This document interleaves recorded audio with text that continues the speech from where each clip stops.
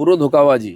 উনি বলেছিলেন যারা শহীদের পরিবার তাদেরকে উনি জাস্টিস দেবেন, ন্যায় দেবেন, উনি দেননি। তাদেরকে আর ভাতা দিয়েছেন, কাউকে চাকরি দেখিয়েছেন, লোভ দেখাচ্ছেন আপনি শহীদের পরিবারকে, যারা এত বড় বলিদান দিল।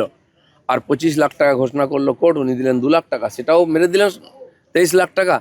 শহীদদের যে টাকা সেটাও চুরি করেছেন। তো এই যে চোরেদের সরকারকে মানুষ বিদায় করেছে, এখন টিম করছে বাতি, দেখা যাক। গান্ধী মূর্তির পাদদেশে নিয়ে যাব, সেখানে ঋতব্রত তৃণমূলের সভা রয়েছে, সেখান থেকে রয়েছেন আমাদের প্রতিনিধি অর্ণব মুখোপাধ্যায়। অর্ণব, এই মুহূর্তের কি ছবি? দেখো, প্রস্তুতি সম্পূর্ণ। তোমাকে দেখিয়ে দেবো, এই হচ্ছে মঞ্চ। যে মঞ্চের একদম ডান দিকে লেখা রয়েছে সর্বভারতীয় তৃণমূল কংগ্রেসের আহ্বানে সমাবেশ। নিচে বড় বড় করে সভাপতি অরূপ রায় এবং 21শে জুলাই শহীদ স্মরণে যারা শহীদ হয়েছিলেন বা পুলিশের গুলিতে যাদের মৃত্যু হয়েছিল তাদের নাম, এবং 21শে জুলাই বেলা 12টায় এবং স্থান হিসেবে একদম লেখা রয়েছে গান্ধী মূর্তি পাদদেশ। আমরা দেখতে পাচ্ছি যে এই মঞ্চটা পুরোটা হচ্ছে গেরুয়া, সাদা, সবুজ কাপড় দিয়ে মঞ্চটা তৈরি করা হয়েছে এবং এই মঞ্চের ওপর প্রচুর আসন রাখা হয়েছে, সামনে পোডিয়াম করা হয়েছে, সমস্তটাই ফুল দিয়ে সাজানো হয়েছে, সাদা রঙের ফুল। আর যে পিছনে যে মূল হোর্ডিং বা ব্যানারটা রয়েছে তাতে আমরা দেখতে পাচ্ছি মনীষীদের ছবি রয়েছে, সেখানে কিন্তু কোনো রাজনৈতিক ব্যক্তির ছবি নেই।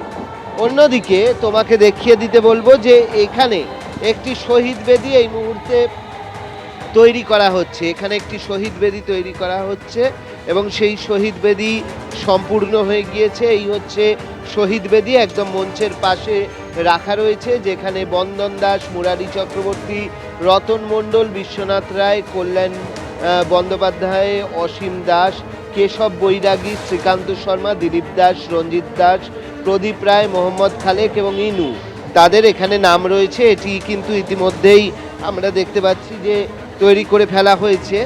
অন্যদিকে তোমাকে দেখাবো যে ঠিক আমরা যদি এপাশে বেরোই, এখানে তোমার আলাদা আলাদা ছোট ছোট এখানে আলাদা আলাদা ছোট ছোট টেন্ট তৈরি করা হয়েছে, ছোট ছোট টেন্ট তৈরি করা হয়েছে।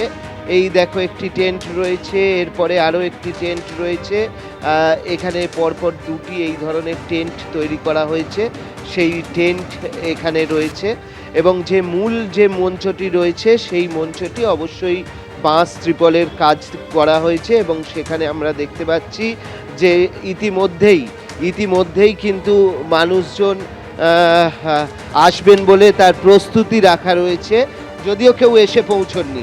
স্বাভাবিকভাবে একটা জিনিস খুব স্পষ্ট, গত বছর আমরা দেখেছিলাম 21শে জুলাই, সেই 21শে জুলাইয়ের যে চিত্র, তার থেকে এবছর অন্তত ঋতব্রতপন্থী তৃণমূলরা যে 21শে জুলাই করছে তার কোনো মিল অবশ্যই পাওয়া যাচ্ছে না। সেই মিল থাকার কথাও ছিল না, সেই মিল পাওয়াও কিন্তু যাচ্ছে না এই মুহূর্তে। তার কারণ এই যে পরিবর্তন হয়েছে, রাজ্য সরকার পরিবর্তন হয়েছে, এখন যারা শাসক দল ছিল তারা এখন বিরোধী। তো স্বাভাবিকভাবে সেই জায়গায় এই সকাল থেকে আমরা দেখতাম যে রাত থেকেই প্রচুর মানুষ এসে যেতেন, এখন কিন্তু পুরো জায়গাটা ফাঁকা এবং এখানে